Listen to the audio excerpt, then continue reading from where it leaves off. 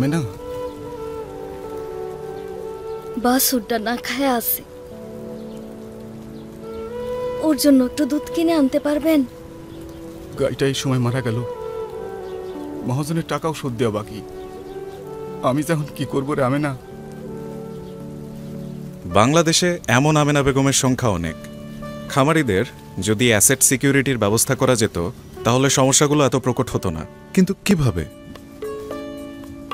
এ প্রশ্ন থেকেই শুরু হয় ইনসিওর কাওয়ের যাত্রা।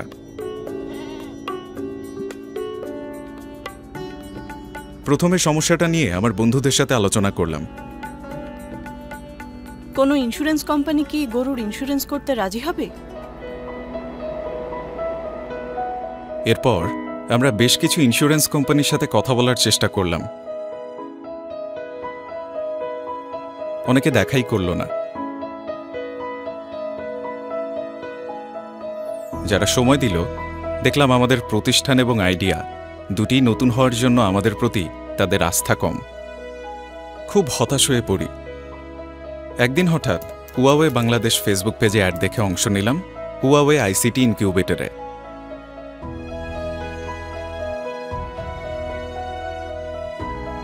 আমাদের আইডিয়াকে বাস্তবে রূপ দিতে আমরা অংশ নিলাম আইডিয়া স্টেজ গ্রুপে।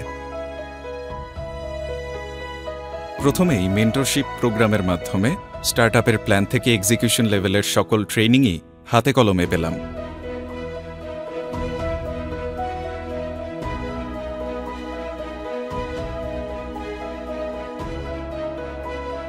জানতে পারলাম ফান্ড রেইজ, ফান্ড ম্যানেজমেন্ট থেকে শুরু করে ইনভেস্টরদের কাছে পিচ করার প্রসিডিউর।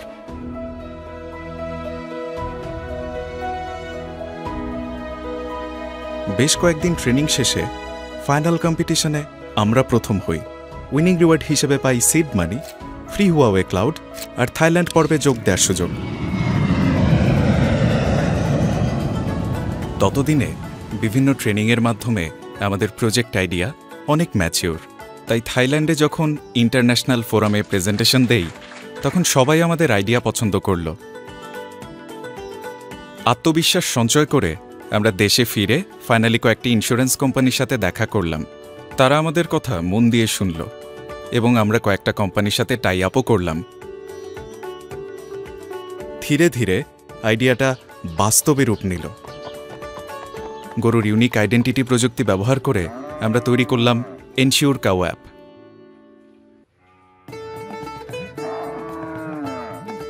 ইন্টারন্যাশনাল প্ল্যাটফর্ম থেকে সিড ফান্ডিংও আসতে শুরু করল। আমরা প্রত্যন্ত এলাকার খামারিদের এই অ্যাপের সাথে যুক্ত করলাম।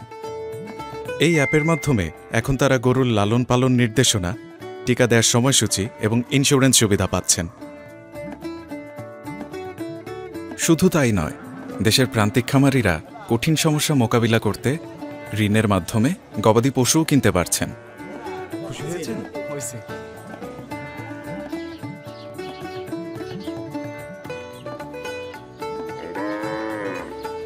কি শফিক, গরু কিনলা? জি চাচা, আজকে কিনলাম।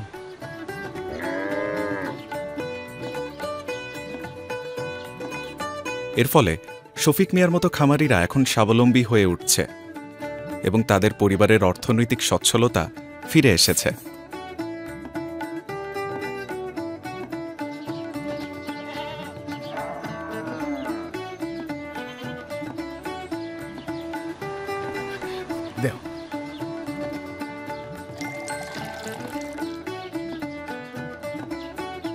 বউ, কাল কিন্তু গরুটারে টিকা দিতে নিয়ে যাওয়া লাগবে না, মেসেজ আইছে। সকাল সকাল যায়। সারা দেশে ছড়িয়ে থাকা 15 লাখ খামারির উন্নয়নের সাথে জড়িয়ে আছে বাংলাদেশের অর্থনৈতিক সমৃদ্ধি। হুয়াওয়ে আইসিটি ইনকিউবেটর সমৃদ্ধ করেছে আমাদেরও। আজ আমরা বাংলাদেশের গণ্ডি পেরিয়ে পৌঁছে গেছি আরও কিছু দেশে। আমাদের আর এই খামারিদের স্বপ্ন পূরণে পাশে ছিল হুয়াওয়ে।